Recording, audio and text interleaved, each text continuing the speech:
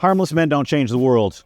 They're most likely virtue signaling when they're really invisible. They're irrelevant to society and even to history. But there are a few dangerous men who've really changed the world. There have been dangerous men who've changed the world for bad and dangerous men who've changed the world for good. Which one will you be? See, if you look at it, men, we're constantly being told that danger is bad. Whether the waves in the ocean are too dangerous, you shouldn't go out there.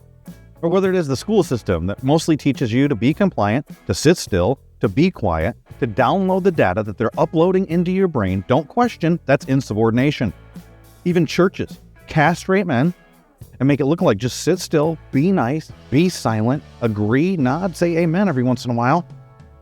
But don't do anything that would rock the boat. Don't be bold. Don't even be countercultural, especially even in church culture.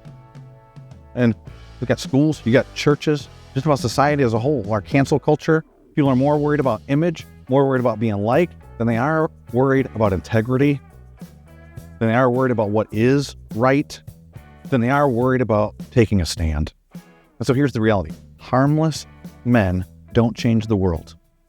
Best case scenario, they're invisible. The reality is they'll virtue signal, they'll cancel other people, but they are cowards and they're weak, and we don't need more of that. What we need is controlled capability. I'm doing this series called The New Alpha. We've been talking about the new alpha is calm. That was the first video. You can find the description for that and the link. Connected. It's important. You can't do this on your own. You got to have a brotherhood.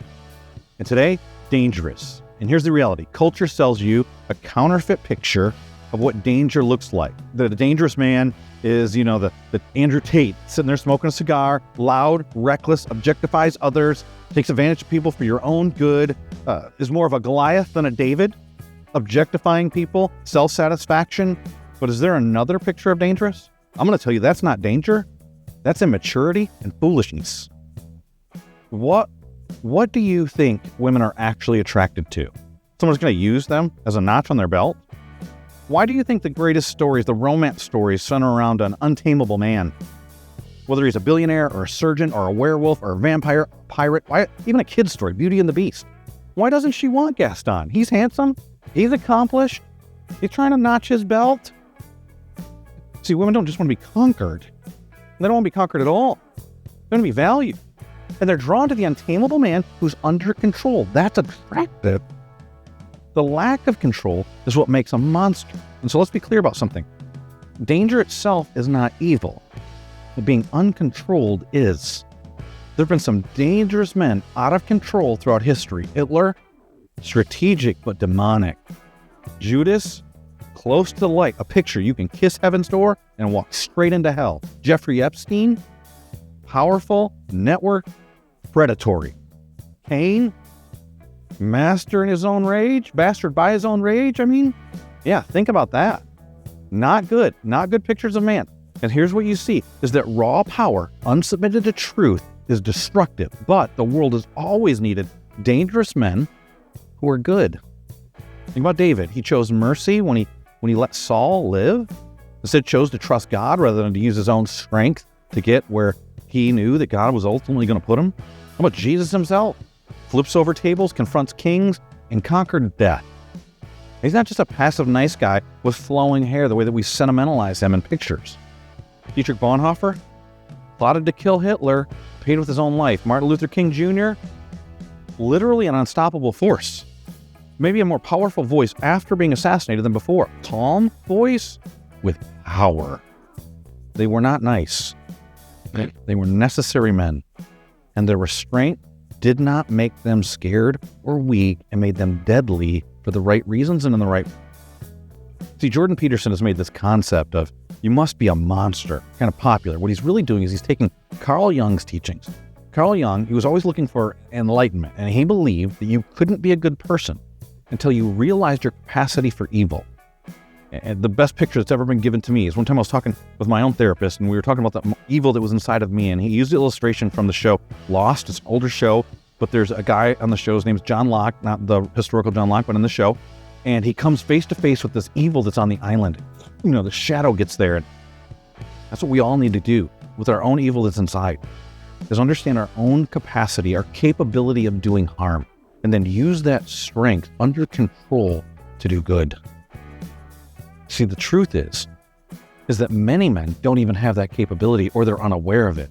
And then they think they're virtuous because they don't do bad things, whether that's awful like a serial killer, or just saying something that's offensive or shakes the boat. And then I would never think to say something. That's because you don't even know, you're not even capable. You're just weak, man. You're the type of person the rest of us have to defend. So you're actually a liability, and you think that somehow you're virtue signaling and that you're somehow better than the people that are out there to protect you. See, the evil person thinks you're defenseless. And men, we're supposed to be defending those who are not able to defend themselves. Other men, women, children, vulnerable people in this world. How can you, unless you know how the evil person thinks? That's necessary. And so if you just think to yourself, I would have never thought of the evil thing that somebody would have done, well, then you just haven't thought about the wickedness that's actually inside of you, or it's not there, and you're weak. Here's the reality. Real danger is disciplined, and it's focused, and it's controlled, and the dangerous man isn't looking for attention. He's leading with intention in a world that's controlled by emotions, and that's impulsive, and it's trying to give men this picture that if you have any strength, that you're somehow toxic masculinity. No, your strength for the benefit of other people is the very thing they actually need. Your clarity is terrifying to the people who are living in this conformity. They did what they were good little boys and girls at school, and now you're not being what they perceive to be a good little boy and girl because that's not who you were called to be. And so here's the reality. Every battle you fight in needs to be the right one. You need the discernment to know when to move, when to sit still. Your stillness is not passivity, it's strategy. You're not predictable because you're not unpredictable because you're erratic, but you're not predictable because you're not being guided by everybody around you's manipulation that's trying to provoke you to respond, prove something about themselves or about you. But you're capable of responding, and when you do, it's with a purpose and with precision. It's poise for the sake of impact. See, David wasn't dangerous because he yelled louder than Goliath. He was dangerous because he walked in the battle knowing exactly who he was, who his God is, and that while Goliath had size, David had a certainty. David had been tested and tried. David is the one who ran toward the fight. Stillness, then decisive movement. And let's be clear about something. Being dangerous isn't evil unless it's uncontrolled. There are dangerous men who destroy. Those men are uncontrolled men. They weren't nice, and they were unnecessary. But there are men that are dangerous, under control, with discipline. They're not nice either, but they are necessary. Their restraint doesn't make them soft. It makes them deadly for the right reasons. Here's the truth. If you can't be dangerous, that's not virtuous. That's irrelevant and invisible, and your virtue signaling doesn't change that. But when you can be dangerous and you choose discipline, that's where manhood begins. But see, here's the thing. You're not somebody that can be provoked. You also aren't somebody that can be predicted. It's not because you're wild and erratic. It's because you have a power about your presence and you don't have anything to prove. That's the new alpha. Calm, connected, and dangerous. Does that resonate with you at all? Do you disagree? Are you upset about something I said? I'd love to hear about it in the comments. If you like this information, you'd like more of it, why don't you hit the subscribe button? And here's what I challenge you to do. If you're thinking about, I want to be more like that, why don't you share this video with a brotherhood and start to talk with one another about how you could become the kind of men that you know you're dangerous, that you stood face to face with your shadow, and you know what it is to be dangerous. And rather than being in a group of nice guys that are harmless, you weren't called to be harmless. You were called to be holy and dangerous. And I want you to stay calm, stay clear, stay connected, stay dangerous, because that is the new alpha. Disagree? Put it in the comments. Like it? Hit the like button. Want to be part of that? Write warrior up in the comments. Until next time, stay unleashed and live on mission.